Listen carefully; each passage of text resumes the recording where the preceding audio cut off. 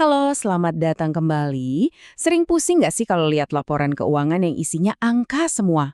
Tenang, hari ini kita bakal bongkar salah satu bagian paling penting, namanya neraca keuangan, tapi dengan cara yang super gampang dicerna. Pernah kepikiran nggak gimana caranya seorang investor atau analis bisa tahu kondisi sebuah perusahaan cuma dalam hitungan menit? Jawabannya ada di satu dokumen kunci yang bisa dibilang rapor kesehatan finansialnya perusahaan itu. Dan dokumen itu adalah neraca keuangan, atau yang sering kita dengar sebagai balance sheet. Coba deh bayangin ini tuh kayak foto jepretan kamera. Cekrek! Satu foto yang langsung menangkap semua aset yang dimiliki perusahaan dan semua utangnya. Tepat di satu momen itu juga. Biar makin kebayang gimana kalau kita ikutin cerita dari sebuah perusahaan fiktif. Yuk kenalan sama Stock Becik, sebuah bisnis ayam goreng yang bakal bantu kita ngertiin konsep ini satu persatu. Nah, ini dia jantung dari setiap neraca keuangan. Persamaannya kelihatannya simpel ya. Aset sama dengan liabilitas ditambah ekuitas. Artinya gini, semua harta yang dimiliki perusahaan, aset, itu asalnya pasti cuma dari dua sumber. Dari pinjaman alias utang, liabilitas, atau dari modal para pemiliknya, ekuitas. Kuncinya, kedua sisi ini wajib hukumnya seimbang, harus balance. Oke, cerita Stock Becik dimulai. Dua pendirinya, sebut saja Pak Agus dan Pak Budi, masing-masing setor modal 5 miliar rupiah dari tabungan pribadi mereka. Jadi total terkumpul 10 miliar.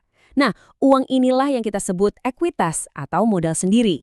Ternyata 10 M itu masih kurang buat modal awal. Target mereka itu butuh 12 M nih. Jadi buat nutupin kekurangan yang 2 M itu, mereka pergi ke bank dan ambil pinjaman. Pinjaman inilah yang dalam akuntansi disebut liabilitas, atau gampangnya, utang. Jadi, sekarang kita hitung ya, modal sendiri 10 miliar ditambah utang 2 miliar. Stok Becik sekarang punya dana segar sebesar 12 miliar. Angka total inilah yang jadi aset mereka. Coba kita lihat persamaannya. Asetnya 12 miliar, liabilitasnya 2 miliar, ekuitasnya 10 miliar. Seimbang kan? Nah, inilah inti dari neraca. Oke, uangnya udah ada.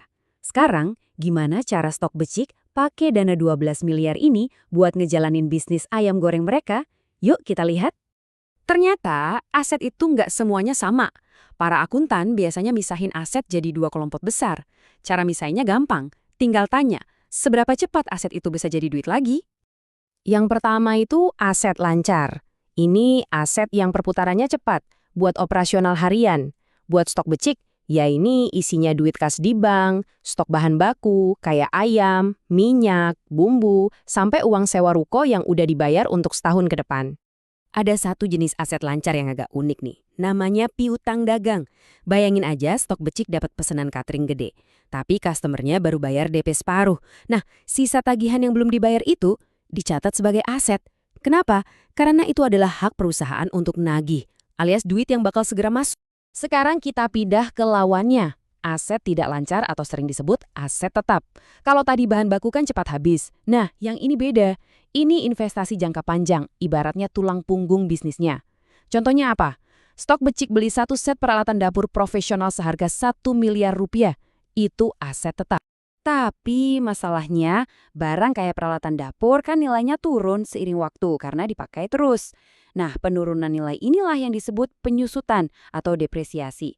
Jadi, kalau set dapur Stok Becik itu diperkirakan bisa dipakai 10 tahun, maka setiap tahun nilainya di pembukuan akan berkurang 100 juta rupiah. Oke, dasar-dasarnya udah dapet nih. Sekarang kita coba naik level sedikit ya. Kita lihat gimana neraca keuangan bisa mencatat hal-hal yang lebih kompleks dalam bisnis. Ternyata ada loh aset yang nggak kelihatan wujudnya, salah satunya goodwill. Ini biasanya muncul kalau ada perusahaan beli perusahaan lain. Misalnya Stok Becik beli pesaingnya seharga 15 miliar. Padahal kalau dihitung-hitung, aset si pesaing itu cuma 12 miliar. Loh, kok mau bayar lebih mahal 3 miliar? Nah, kelebihan 3 miliar itu yang disebut goodwill. Itu harga untuk sebuah nama besar, reputasi, atau loyalitas pelanggan. Sama kayak aset, utang atau liabilitas juga dibagi berdasarkan waktu. Ada utang jangka pendek yang harus lunas dalam setahun, contohnya utang ke supplier ayam. Terus ada utang jangka panjang yang temponya lebih dari setahun, misalnya cicilan pinjaman bank yang tadi.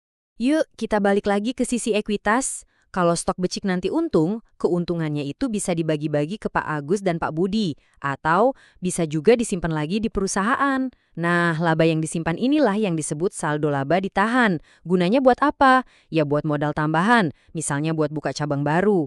Ini cara perusahaan tumbuh dari hasil jerih payahnya sendiri. Ini pertanyaan penting. Nilai aset di neraca itu pakai angka yang mana? Ternyata ada dua pendekatan utama. Pertama, pakai harga beli aslinya atau biaya historis. Jadi, kalau beli tanah 700 juta, ya selamanya dicatat segitu. Pendekatan kedua adalah nilai wajar, di mana nilainya di-upgrade terus sesuai harga pasar. Jadi, nilai tanahnya bisa naik jadi 900 juta di laporan. Nah, setelah kita bahas semua detail tadi, sebenarnya apa sih pesan utama yang mau disampaikan oleh sebuah neraca keuangan? Apa inti ceritanya? Kutipan ini benar-benar merangkum semuanya. Intinya, neraca itu cerita soal dari mana duit untuk beli aset perusahaan itu berasal. Apakah perusahaan ini lebih banyak hidup dari utang atau justru kuat karena modal dari pemiliknya sendiri? Ini langsung menunjukkan struktur keuangan perusahaan tersebut. Pada akhirnya, neraca itu bukan cuma soal deretan angka yang kaku. Ini adalah sebuah narasi. Sama seperti kisah stok becik tadi, ini cerita tentang gimana sebuah ide bisa dapat pendanaan, gimana sumber daya itu dikelola, dan gimana keseimbangan dijaga supaya bisa terus maju. Jadi, lain kali Anda lihat neraca, jangan cuma lihat angkanya ya, coba tanya. Cerita apa yang sedang coba ia sampaikan?